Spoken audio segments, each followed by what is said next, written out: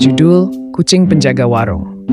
Di sebuah desa kecil, ada seekor kucing bernama Momo yang tinggal di sebuah warung milik Pak Jaya. Warung itu menjual segala macam barang, mulai dari makanan ringan hingga kebutuhan sehari-hari. Momo bukan kucing biasa. Ia merasa dirinya adalah penjaga warung yang bertugas memastikan semuanya berjalan lancar. Setiap pagi saat Pak Jaya membuka warung, Momo akan duduk di dekat pintu, mengawasi siapa saja yang datang. Jika ada pelanggan tetap, Momo akan menyambut mereka dengan suara meong yang ramah.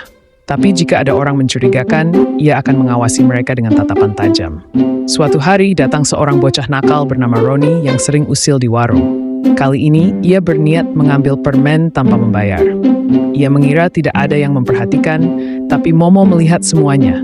Dengan gerakan cepat, Momo melompat ke rak permen dan mengeong keras. Meong!